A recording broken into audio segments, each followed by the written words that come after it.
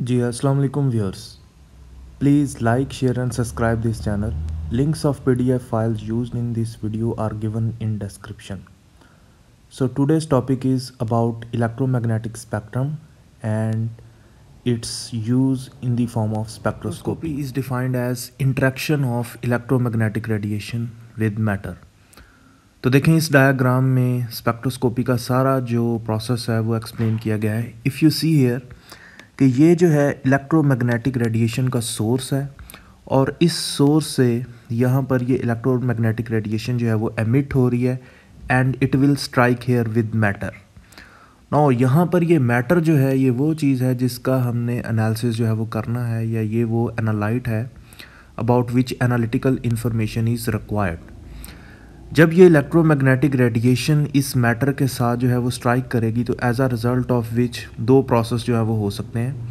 या तो जो ये सैंपल है वो ये इलेक्ट्रोमैग्नेटिक रेडिएशन एब्जॉर्ब करेगा, और या वो ये इलेक्ट्रोमैग्नेटिक एब्जॉर्ब करके एक्साइटेड स्टेट में जाएगा और एक्साइटेड स्टेट से जो है वो बैक आएगा. जब वो एक्साइटेड स्टेट से बैक ग्राउंड स्टेट में आएगा तो लाइट एमिट करेगा. सो इस तरह जो स्पेक्ट्रोस्कोपी है उसकी बेसिक दो टाइप्स हैं. Number 1 is absorption and number 2 is emission. तो यहाँ पर देखें एब्जॉर्प्शन में कि ये इसका एटम ग्राउंड स्टेट में है तो ये एक्साइटेड स्टेट में चला जाता है, और एमिशन में क्या होगा कि जब हम यहाँ पर लाइट स्ट्राइक करवाएंगे तो सैंपल पहले एक्साइटेड स्टेट में चला जाएगा और एक्साइटेड स्टेट से जब दोबारा ग्राउंड स्टेट में आएगा तो एनर्जी जो है वो एमिट करेगा. नौ जब हम इस इमिटेड एनर्जी को मेजर करेंगे तो ये जो है वो एमिशन स्पेक्ट्रोस्कोपी होगी. लेकिन जब हम शुरू में एनर्जी स्ट्राइक करवाएंगे और जितनी अमाउंट इसने एब्जॉर्ब की है जब हम उसको मेजर करेंगे तो that will be called as absorption spectroscopy. तो इस तरह ये जो इंट्रैक्शन है जब मैटर के साथ होती है तो या एब्जॉर्प्शन हो सकती है इलेक्ट्रोमैग्नेटिक रेडिएशन की, या एमिशन हो सकती है. तो इस एब्जॉर्प्शन या एमिशन को हम स्पेक्ट्रोमीटर डिवाइस के साथ जो है वो मेजर करते हैं, और ये डिवाइस जो है ये फर्दर फिर रीड आउट डिवाइस से अटैच होती है जिसमें स्पेक्ट्रम वगैरह जो है वो आपका बनता है. तो इस तरह इस एक पूरी डायग्राम में हमने एक्सप्लेन किया है कि what is spectroscopy and what are its major types. तो बेसिकली इस इंट्रैक्शन ऑफ इलेक्ट्रोमैग्नेटिक रेडिएशन से जो है वो अपनी हम रिक्वायर्ड इन्फॉर्मेशन लेते हैं. नाउ ये जो स्पेक्ट्रोमीटर है इसके डिफरेंट कंपोनेंट्स हैं, उनको हम बाद में डिस्कस करेंगे. First of all let's we see कि ये इलेक्ट्रोमैग्नेटिक रेडिएशन जो है वो होती क्या है. तो रेडिएशन है सो it is a form of energy, लेकिन इस एनर्जी के दो कंपोनेंट्स हैं. एक जो है वो इसका इलेक्ट्रिक कंपोनेंट है और एक जो है वो इसका मैग्नेटिक कंपोनेंट है. तो अगर हम यहाँ पर देखें so this is electromagnetic radiation. तो यहाँ पर देखें ये इसकी डायरेक्शन ऑफ प्रोपोगेशन है कि ये एक साइड से दूसरी तरफ जो है वो जा रही है. तो इसके दो कंपोनेंट्स हैं. एक ये जो ब्लू कंपोनेंट है जो कि साइनोसाइडली चेंज हो रहा है perpendicular to the plane of propagation. So इसको हम कहते हैं कि ये इलेक्ट्रिक फील्ड है. वेयर एज जो ये रेड कलर यहाँ पर शो किया गया है जो कि बोर्ड की प्लेन के अंदर बाहर जा रहा है और ये भी परपेंडिकुलर है to the direction of propagation, this is called as magnetic field. तो ये दो कंपोनेंट्स होते हैं और दोनों जो है वो साइनोसाइडली चेंज हो रहे हैं. सो इन दो कंपोनेंट्स की वजह से ही सारी प्रॉपर्टीज़ हैं इलेक्ट्रोमैग्नेटिक रेडिएशंस की.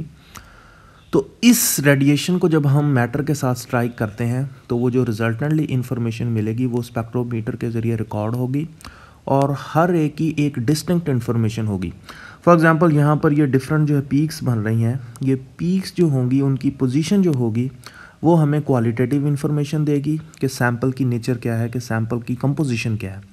और इन पीक्स की जो इंटेंसिटी होगी ये हमें क्वांटिटेटिव इन्फॉर्मेशन देगी कि उस कंपोजिशन की क्वांटिटी क्या है. सो इस तरह हम दोनों जो है वो qualitative and quantitative information spectroscopy से अटेन कर सकते हैं. सो अगर ये हम इलेक्ट्रोमैग्नेटिक रेडिएशन को देखें सो it is the wonder of nature. तो ये बड़ी डिफरेंट रेडिएशंस अब जो हम विजिबल लाइट है that is also of one of the form electromagnetic radiation is of different types. तो इसको हम 3 मेजर पैरामीटर्स के ज़रिए जो है वो आइडेंटिफाई करते हैं. वो पैरामीटर्स जो हैं वो कौन से हैं? तो these are the parameters. Number 1 is the frequency, number 2 is wavelength and number 3 is wave number.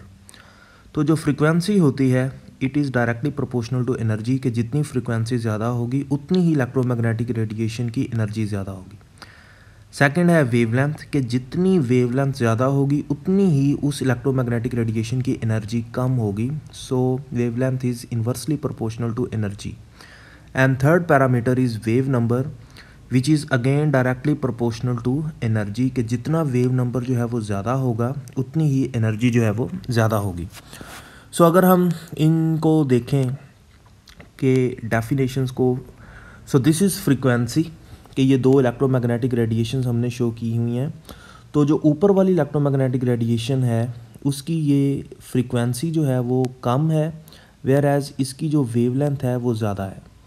Where as जो लोअर वेव बनाई हुई है इसकी फ्रीक्वेंसी जो है वो ज़्यादा है और वेवलेंथ जो है वो कम है। तो देखें वेवलेंथ क्या होती है कि the distance between two crest और troughs, this is called as wavelength. अब जितनी ये वेव की लेंथ ज़्यादा होगी उतनी ही एनर्जी जो है वो कम होगी, जैसा कि इस इक्वेशन में देखा गया है। ठीक है। On the other hand frequency जो है वो क्या होती है कि number of waves passing through a certain point in a unit time. तो एक सेकंड के अंदर जितनी वेव्स गुजर रही हैं, तो ज़ाहिर है अगर आप इसमें देखें और इस पॉइंट पर अगर आप स्टैंड होकर ऑब्ज़र्व करें तो ज़्यादा नंबर ऑफ़ वेव्स पास करेंगी, वेयर एज इस पॉइंट पर जो नंबर ऑफ़ वेव्स हैं वो कम पास करेंगी। इसका मतलब है कि ये जो सेकंड वेव है इसकी फ्रीक्वेंसी हाई है, इसीलिए इसकी एनर्जी भी हाई है, वेयर एज जो ऊपर वाली वेव है इसकी एनर्जी जो है वो कम है, लेकिन वेवलेंथ जो है वो इसकी ज़्यादा है। नाउ थर्ड एक पैरामीटर है, उसको हम कहते हैं वेव नंबर। सो वेव नंबर क्या है कि बिटवीन टू पोजीशंस आपने कैलकुलेट करनी है कितनी वेव्स हैं। तो अगर आप देखें कि इन दो रेड पॉइंट्स के दरमियान में 1 2 3 4 वेव्स हैं ऊपर वाली वेव में और ऊपर वाली पोजीशन में, और नीचे वाली पोजीशन में 1 2 3 4 5 6 हैं। तो इसका मतलब है नीचे वाली जो पोजीशन है उसमें वेव ज़्यादा है, उसका वेव नंबर ज़्यादा है, तो इसकी एनर्जी ज़्यादा है। वेयर एज जो ऊपर वाली वेव है इसमें नंबर ऑफ़ वेव्स कम हैं, तो इसकी एनर्जी भी कम है। सो इस तरह इस एक डायग्राम से हमें ये इन तीनों पैरामीटर्स का जो है वो आइडिया मिल रहा है। तो कंक्लूड हम यही करते हैं कि जो ऊपर वाली वेव है this one it is of low frequency, long wavelength and low energy, whereas this wave has high frequency, short wavelength and high energy. So इस तरह ये जो तीनों पैरामीटर्स हैं ये किसी भी वेव को डिफ़ाइन करने के लिए हम यूज़ करते हैं। Now let's see कि ये जो इलेक्ट्रोमैग्नेटिक रेडिएशन है इसकी नेचर क्या है। सो अ वेरी ब्रीफ इंट्रोडक्शन जो है वो हम पढ़ेंगे about wave particle dual nature. तो देखें कुछ थ्योरीज़ हैं जो कि इलेक्ट्रोमैग्नेटिक रेडिएशंस को वेव्स कंसीडर करती हैं और कुछ थ्योरीज़ जो हैं वो इलेक्ट्रोमैग्नेटिक रेडिएशंस को पार्टिकल डिस्कवर करती हैं। तो सबसे पहले हम वेव एविडेंसेस देखते हैं कि वो कौन से एविडेंस हैं जो कि इलेक्ट्रोमैग्नेटिक रेडिएशन को प्रूव करते हैं कि दीज आर वेव्स। तो सबसे पहले हम देखते हैं डाइफ्रैक्शन पैटर्न्स, या हम इनको इंटरफेरेंस पैटर्न्स भी कहते हैं। सो अगर आप देखें कि यहाँ पर ये actually Young's double slit model का एक्सपेरिमेंट है। तो ये एक सोर्स से जो है वो लाइट निकल रही है and it is passing through a very small hole. तो जब ये होल से पास करेगी तो आप देखेंगे कि लाइट जो है यहाँ पर वो बेंड कर रही है। जब बेंड करेगी आगे फिर दो होल्स हैं तो उनमें से पास करेगी, बेंड कर रही है। तो ultimately as it is travelling in the form of waves, तो आप देखेंगे कि यहाँ पर कंस्ट्रक्टिव और डिस्ट्रक्टिव इंटरफेरेंस जो है वो प्रोड्यूस होगी। तो अब यहाँ पर देखें कि ये जो पॉइंट्स हैं जहाँ पर ये रेड मैंने मार्क शो किए गए हैं, तो अगर आप इन पॉइंट्स में देखें तो कंस्ट्रक्टिव इंटरफेरेंस हो रही है। जब कंस्ट्रक्टिव इंटरफेरेंस हो रही है व्हाट इट मीन्स कि एक वेव का क्रस्ट दूसरी वेव के क्रस्ट के साथ मिल रहा है, एक का ट्रफ दूसरी के ट्रफ से मिल रहा है। तो यू विल सी कि यहाँ पर हमें ब्राइट फ्रिंजेस जो हैं वो नज़र आ रही हैं। तो लाइट ने जो है वो एक दूसरे को सपोर्ट किया है और as a result of which light fringes. Whereas अगर आप ये वाले जो पॉइंट हैं सेकंड जो कि इन बिटवीन है। तो ये अगर आप देखें तो इनमें जो इन बिटवीन दी है कि एक का क्रस्ट दूसरे के ट्रफ से मिल रहा है, या पहली का क्रस्ट जो है वो दूसरे के ट्रफ्स के और दूसरी का ट्रफ पहले के क्रस्ट से, as a result of which होगा क्या कि दोनों वेव्स जो हैं वो एक दूसरे को कैंसल आउट कर रही हैं। तो जिसके रिज़ल्ट में हमें यहाँ पर जो है वो डार्क फ्रिंजेस मिल रही हैं। यहाँ पर हम कह सकते हैं कि यहाँ पर कोई लाइट जो है वो रीच नहीं कर रही। सो इस तरह ये ब्राइट एंड डार्क फ्रिंजेस जो हमें मिल रहे हैं, ये जो पैटर्न मिल रहा है, इसको हम कहते हैं इंटरफेरेंस पैटर्न।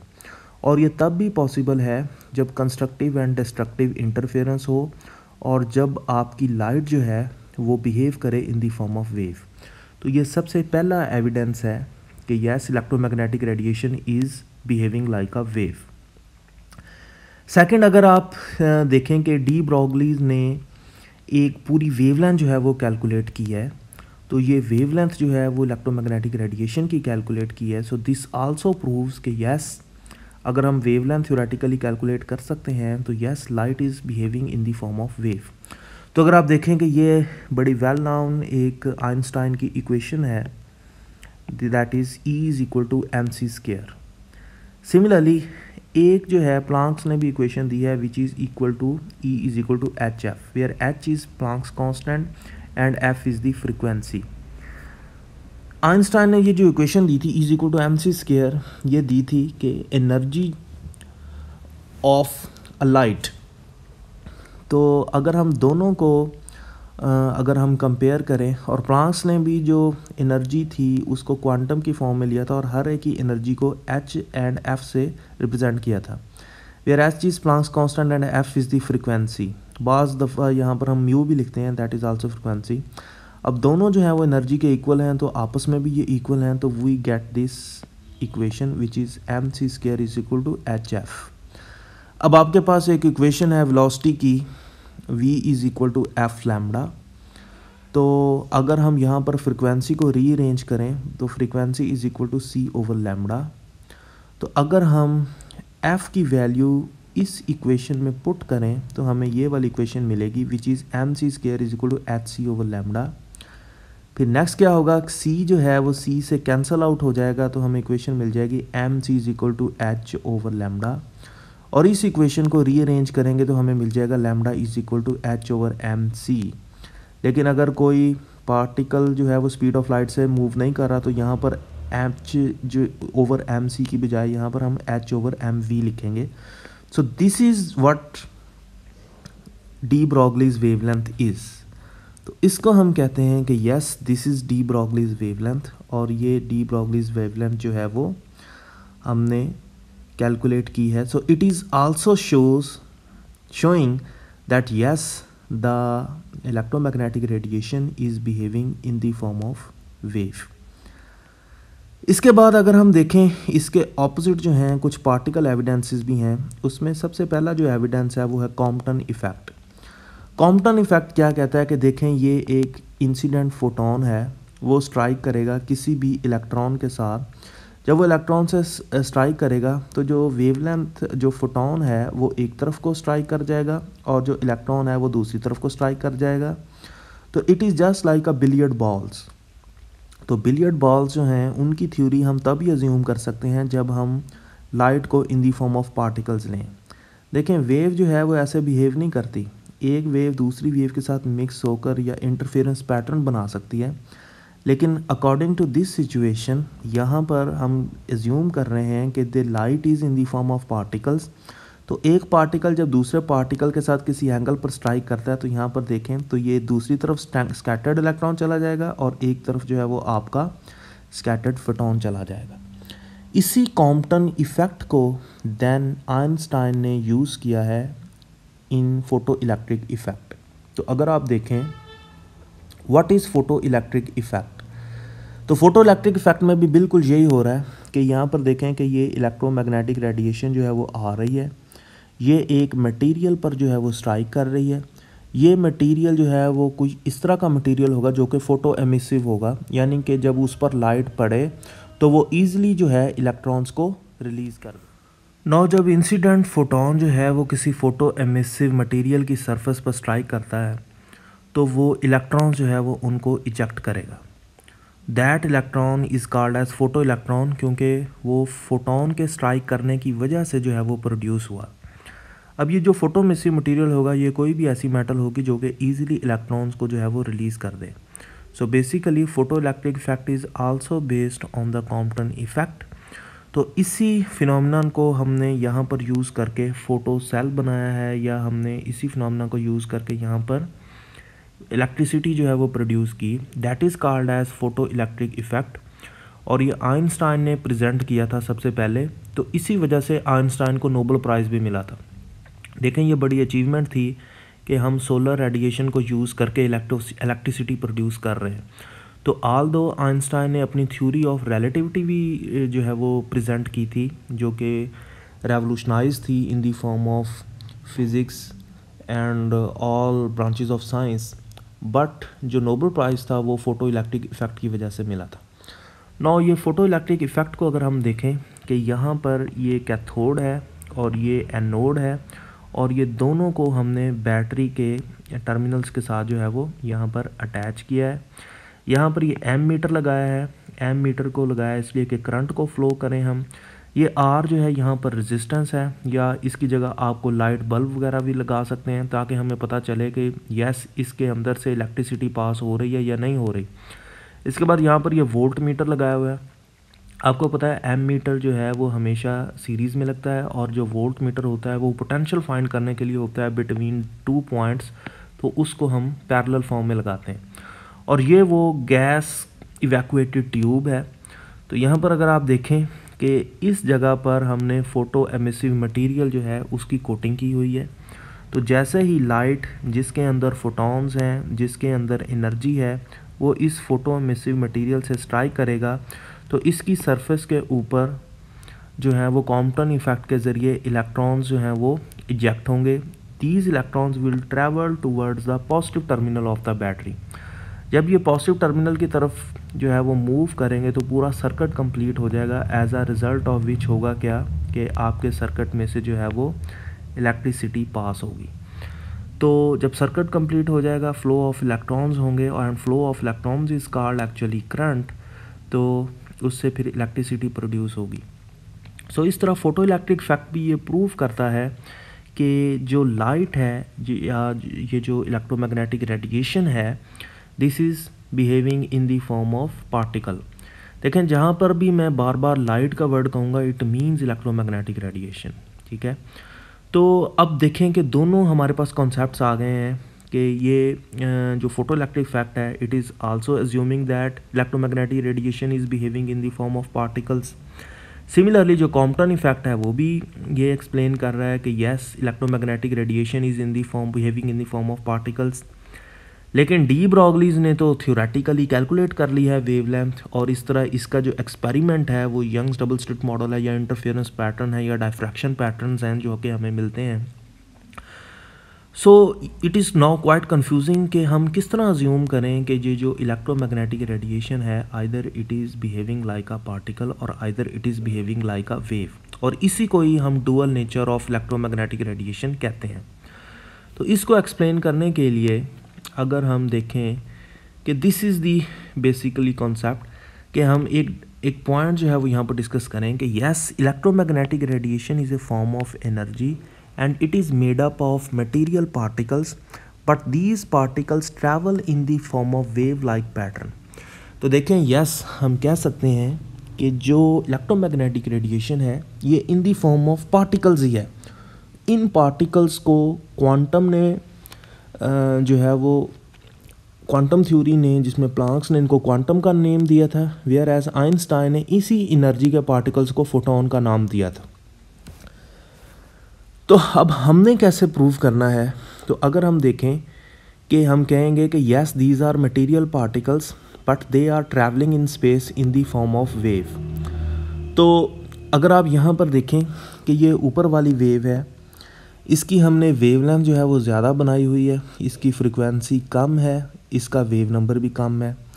नीचे वाली वेव जो है इसकी फ्रिक्वेंसी जो है वो ज़्यादा है, इसकी वेवलेंथ जो है वो कम है, और इसका वेव नंबर जो है वो ज़्यादा है। सो इसमें एनर्जी जो है उसकी ज़्यादा अमाउंट है और इसमें जो एनर्जी है उसकी कम अमाउंट है।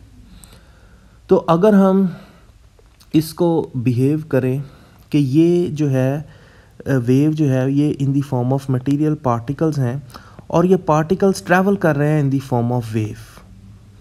तो जब हम वेवलेंथ जो है वो बड़ी बनाते हैं, what it means, long wavelength का क्या मतलब होता है? लॉन्ग वेवलेंथ का मतलब है कि जो पार्टिकल्स हैं these are quite away from each other, जिसकी वजह से जो वेव है उसकी लेंथ ज़्यादा हो जाती है। अब देखें यहाँ पर वो एक पार्टिकल शो किया गया है और हर एक की एनर्जी h म्यू है। तो जहाँ पर ज़्यादा पार्टिकल्स होंगे इसका मतलब है उस जगह पर ज़्यादा एनर्जी होगी और जहाँ पर कम पार्टिकल्स होंगे वहाँ पर कम एनर्जी होगी।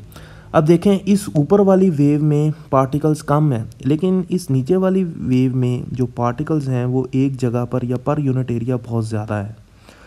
तो जब वो ज़्यादा होंगे पार्टिकल्स तो वेवलेंथ जो है वो हम उसकी कम बनाएंगे, फ्रीक्वेंसी उसकी ज़्यादा होगी, वेव नंबर उसका ज़्यादा होगा, क्योंकि एक ही जगह पर बहुत ज़्यादा पार्टिकल्स हैं। तो यस, जहाँ पर वेवलेंथ जो है वो बड़ी है इसका मतलब है पार्टिकल्स, नंबर ऑफ पार्टिकल्स कम है, उनकी क्वांटिटी कम है, तो उनकी एनर्जी भी कम है। दूसरी तरफ जहाँ पर वेवलेंथ शॉर्ट है इसका क्या मतलब है कि एक ही जगह पर बहुत ज़्यादा पार्टिकल्स कंसंट्रेटेड हैं। जितने ज़्यादा पार्टिकल्स होंगे उतनी ही हर पार्टिकल के साथ एनर्जी एसोसिएट है। सो यही रीज़न है वो जो हमने ऊपर एक पॉइंट डिस्कस किया था कि क्यों फ्रीक्वेंसी जब ज़्यादा होती है तो एनर्जी ज़्यादा होती है। ये कि फ्रीक्वेंसी ज़्यादा है इसका मतलब है नंबर ऑफ़ पार्टिकल्स एक ही साइड पर बहुत ज़्यादा हैं तो उनकी एनर्जी भी ज़्यादा है। वेवलेंथ जब ज़्यादा होती है तो एनर्जी कम क्यों होती है? इसका मतलब ये है कि particles are quite away from each other, जिसकी वजह से वेवलेंथ जो है वो बहुत ज़्यादा होती है और एनर्जी कम होती है। एंड वेव नंबर क्या है कि जितनी नंबर ऑफ़ वेव ज़्यादा हैं, जितने नंबर ऑफ़ पार्टिकल्स एक ही एरिया में हैं, वो ज़ाहिर है वो ज़्यादा होंगे तो उतनी ही उनकी एनर्जी जो है वो ज़्यादा होगी। तो इस तरह हम एक ही डायग्राम में दोनों कॉन्सेप्ट्स को क्लियर कर सकते हैं कि yes, the electromagnetic radiations are material particles but they are traveling in the form of wave. Now question is कि ये मटीरियल पार्टिकल ज़रूरी क्यों है कि वो ऐसे वेव की फॉर्म में ट्रैवल कर रहा है, वो ऐसे स्ट्रेट क्यों नहीं ट्रैवल कर रहा? द रीज़न इज़ दैट कि इलेक्ट्रोमैग्नेटिक रेडिएशंस बनी किससे हुई हैं? Yes, they are made up of electric and magnetic fields. ये इलेक्ट्रिक और मैग्नेटिक फील्ड जो कि साइनोसाइडली एक दूसरे के साथ जो है वो एक्सचेंज हो रहे हैं, ये फोर्स करते हैं आपके मटेरियल पार्टिकल को कि वो ट्रैवल करे इन दी फॉर्म ऑफ वेव। देखिए, ऐसा कोई पार्टिकल जिसमें इलेक्ट्रिक एंड मैग्नेटिक कंपोनेंट्स नहीं हैं तो वो स्पेस में बिल्कुल स्ट्रेट लाइन में ट्रैवल करेगा। लेकिन ऐसा कंपोनेंट जिसमें इलेक्ट्रिक एंड मैग्नेटिक फील्ड्स हैं और वो साइनोसाइडली एक दूसरे के साथ चेंज हो रहे हैं, those fields will force the material particle that it travel in the form of wave. तो अगर हम इस कॉन्सेप्ट को लेके चलें तो हम दोनों जो इलेक्ट्रोमैग्नेटिक रेडिएशन है उसको वेव की फॉर्म में भी एक्सप्लेन कर सकते हैं और उसको पार्टिकल की फॉर्म में भी एक्सप्लेन कर सकते हैं। इसी को हम wave particle dual nature. No, यहाँ पर आफ्टर अंडरस्टैंडिंग के व्हाट इज़ इलेक्ट्रोमैग्नेटिक रेडिएशन, अब हम यहाँ पर देखते हैं कि इस इलेक्ट्रोमैग्नेटिक रेडिएशन की जो टाइप्स हैं वो कितनी हैं। तो हाउ मैनी टाइप्स, तो हर एक टाइप की बेस पर फिर हम डिफरेंट स्पेक्ट्रोस्कोपी को जो है वो क्लासीफाई करेंगे। So if we see that electromagnetic radiations are divided into various energies, और जब हम इनको कलेक्टिवली स्टडी करते हैं तो उसको हम एक स्पेक्ट्रम की फॉर्म में रिप्रेजेंट करते हैं which is called as electromagnetic spectrum. तो अगर आप देखें यहाँ पर ये गैमा रेडिएशंस हैं और गैमा रेज़ हैं, फिर एक्स रेज़ हैं, फिर यूवी है, फिर विजिबल है, देन इंफ्रारेड है, देन माइक्रोवेव्स हैं एंड देन रेडियो वेव्स। इस पर्टिकुलर डायग्राम में कॉस्मिक रेज़ भी होती हैं जो कि जिनकी एनर्जी गैमा रेडिएशन से भी ज़्यादा होती है, लेकिन हम यहाँ पर उनको स्टडी नहीं कर रहे। कॉस्मिक रेज़ जो होती हैं ये बिल्कुल अपर स्पेस में होती हैं, these are very near to the sun, तो इनकी एनर्जी जो है सबसे हाईएस्ट होती। तो अगर आप यहाँ पर देखें कि गैमा रेडिएशंस की हमने देखें यहाँ पर फ्रीक्वेंसी जो है वो बहुत ज़्यादा शो की गई है और इनकी वेवलेंथ जो है वो कम शो की हुई है और दैट इनका वेव नंबर जो है वो भी ज़्यादा है। सो इसका क्या मतलब है कि सबसे ज़्यादा एनर्जी जो है वो इनमें से गैमा रेडिएशंस की है, फिर एक्सरेज की है, फिर यूवी की, एंड देन सबसे कम है रेडियो वेव्स की। तो देखें रेडियो वेव्स में वेवलेंथ बहुत ज़्यादा है लेकिन जो इसकी फ्रिक्वेंसी है वो बहुत कम है और इसका वेव नंबर बहुत कम है। क्या मतलब है कि यहाँ पर जो एनर्जी पार्टिकल्स हैं these are quite away from each other, लेकिन यहाँ पर एक ही जगह पर वो पार्टिकल्स जो हैं वो बहुत ज़्यादा कंसनट्रेटेड हैं। So that is why gamma radiation की एनर्जी जो है वो ज़्यादा है और जो रेडियो वेव्स हैं उसकी एनर्जी जो है वो बहुत कम है। अब अगर हम इनको वेवलेंथ की फॉर्म में देखें इन डिफरेंट रेडिएशंस को, तो देखें जो गैमा की वेवलेंथ होती है it is just equal to subatomic particles के जो इलेक्ट्रॉन, प्रोटॉन, न्यूट्रॉन होते हैं उनकी वेवलेंथ जो है वो के बराबर होती है। या हम ये कह सकते हैं कि गैमा रेडिएशन जो हैं they are so much small that these can strike with these minute particles. देखें अगर ये इसकी बड़ी होती वेवलेंथ तो ये इन पार्टिकल्स को स्ट्राइक ना करते और ऊपर नीचे से निकल जाते, लेकिन इनकी वेवलेंथ जो है वो इतनी कम होती है that it can strike with the subatomic particles. X rays जो होती हैं वो थोड़ी सी बड़ी होती हैं, these can strike with atoms, लेकिन ये जो सब एटॉमिक पार्टिकल्स हैं उनके साथ स्ट्राइक नहीं कर सकती, उनके ऊपर नीचे से निकल जाएंगी। इस तरह अल्ट्रा वायलेट का जो साइज़ होता है वेवलेंथ की फॉर्म में वायरसेस के बराबर है, जो विजिबल होता है उसका बैक्टीरिया के बराबर है। इसलिए जो इंफ्रारेड है ये जो आपकी नीडल होती है उसका जो पिन साइज़ होता है उसके बराबर है। माइक्रोवेव जो हैं वो बॉल की फॉर्म में होती हैं और जो रेडियो वेव्स हैं they are comparable to the size of building. तो यही वजह है अगर आप देखें कि आपने अक्सर देखा होगा कि यूवी और विजिबल लाइट हम यूज़ करते हैं इन फ़िल्टर्स में। ये जो फ़िल्टर्स होते हैं जो कि वाटर को फ़िल्टर करते हैं, वाटर की प्योरीफिकेशन करते हैं, उनमें हमने यूवी विजिबल लाइट लगाई होती है। वो इसलिए कि ये यूवी विजिबल लाइट जो है इसकी वेवलेंथ इतनी होती है that it can strike with virus और it can strike with bacteria. इसी वजह से ये वायरस बैक्टीरिया को किल करती है और वाटर को प्योरीफाई करती है। तो इस तरह आप इमेजिन कर सकते हैं the what is about wavelength. अब नेक्स्ट ये है कि अगर आप देखें कि इस तरफ को जो फ्रीक्वेंसी है वो बढ़ रही है, इस तरफ को एनर्जी भी बढ़ रही है, इस तरफ को वेव नंबर भी बढ़ रहा है, इस तरफ को जो चीज़ नहीं बढ़ रही वो है वेवलेंथ।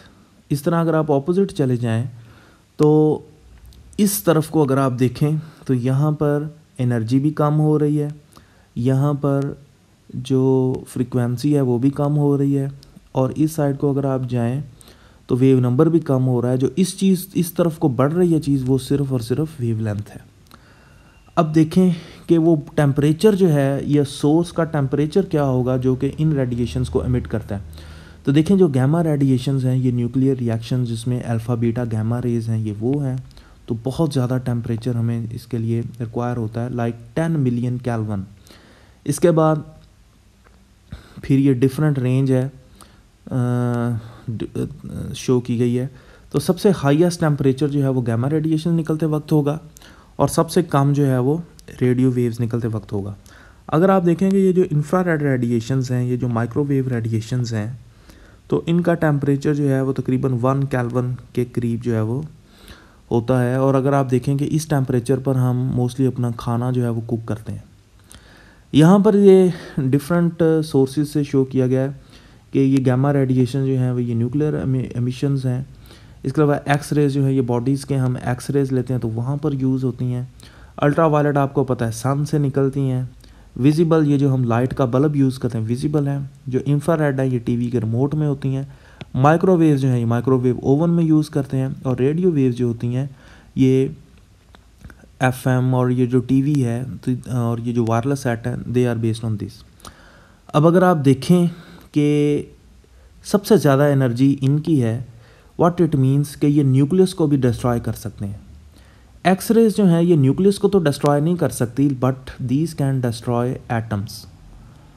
और अगर आप देखें इसी वजह से एक्स रेज जब हम लेते हैं तो वो एक्स रे का जो ड्यूरेशन होता है बहुत स्मॉल होता है। वो इसलिए कि अगर हम ज़्यादा देर स्ट्राइक करेंगे तो एटम्स जो हैं दे कैन बी आयोनाइज्ड और ये म्यूटेशन काज कर सकता है और कैंसर होने का डर है।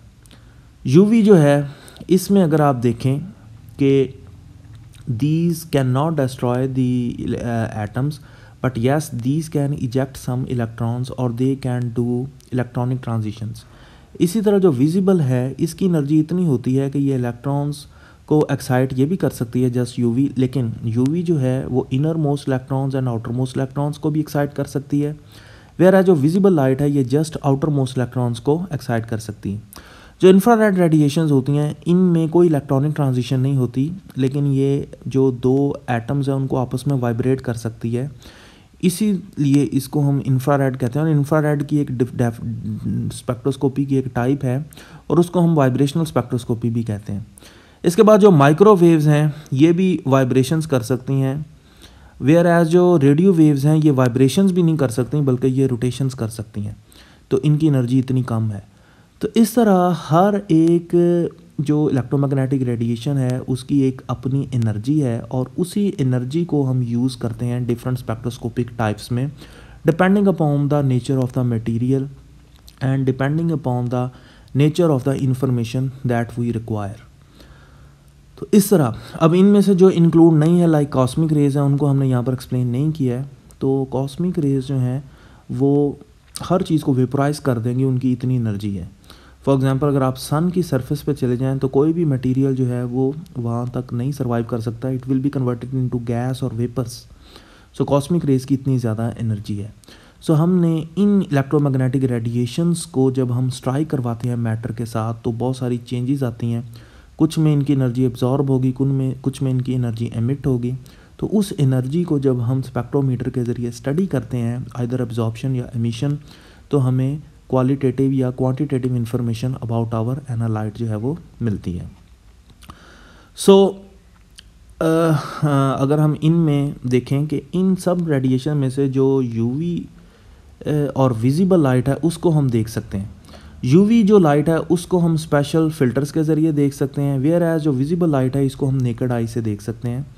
Like if you see here कि ये हमने यहाँ पर जो विजिबल स्पेक्ट्रम है उसको यहाँ पर एक्सप्लेन किया हुआ है। तो यहाँ पर देखें कि जो विजिबल है उसकी वेवलेंथ जो है वो 400 से अप्रॉक्सीमेटली 800 नैनोमीटर और 700 नैनोमीटर तक है। अब देखें यूवी को हम क्यों कहते हैं कि UV is called as ultraviolet light because it is coming before the violet light. यहाँ पर अगर आप देखें कि विजिबल में यहाँ पर आपका जो है वो 400 वायलेट होगा कलर, तो वायलेट से क्योंकि ये पहले हैं तो that is why they are called as UV light. इसी तरह अगर आप देखें ये रेड कलर है और यहाँ पर आएगा ये रेड एंड, तो रेड के बाद में आ रही हैं रेडिएशन, तो इसलिए हम इनको कहते हैं इंफ्रा। इंफ्रा मीन्स के रेड के पीछे वाली radiations and ultraviolet means के वायलेट से पहले वाली रेडिएशंस। तो इस तरह हम ये यूवी और इंफ्रारेड के जो है वो नेमिंग देते हैं। तो हमारी जो आई में रेटिना है that is sensitive to these colours, इसीलिए हम जस्ट जो है वो इन कलर्स को देख सकते हैं, बाकी हम पूरे इलेक्ट्रोमैग्नेटिक स्पेक्ट्रम को नहीं देख सकते। देखें ये भी अल्लाह ताला की तरफ से हमारे लिए ब्लेसिंग है कि हम सिर्फ इस विजिबल लाइट को ही देख सकते हैं। देखें अगर हम विजिबल लाइट के अलावा किसी और लाइट को भी देख सकते हैं, for example radio waves, microwaves, infrared, तो शायद हम एक दूसरे को ना देख सकते, हम दुनिया में कोई और चीज़ ना देख सकते सिवाय के इन रेडिएशंस के, क्योंकि हमारे एनवायरनमेंट में हर तरफ ये रेडिएशंस हैं। लेकिन सिर्फ हमारी आई का जो रेटिना है that is sensitive to visible light, तो हम सिर्फ उसको देख सकते हैं नेकेड आई से, बाकी हम किसी रेडिएशन को नहीं देख सकते। लेकिन बाकी रेडिएशन को देखने के लिए डिवाइसेस हैं। फॉर एग्जांपल ये जो इंफ्रारेड हैं, इंफ्रारेड ग्लासेस हैं, तो जहाँ कहीं भी हीट एमिट हो तो हीट को जो है वो हम देख सकते हैं इंफ्रारेड ग्लासेस के ज़रिए। सो हमने यहाँ पर जो है वो पूरा ऑलमोस्ट इलेक्ट्रोमैग्नेटिक स्पेक्ट्रम जो है वो स्टडी कर लिया है। तो this is all about today's lecture. I hope आपको इसकी अंडरस्टैंडिंग होगी and if you have any question let me know.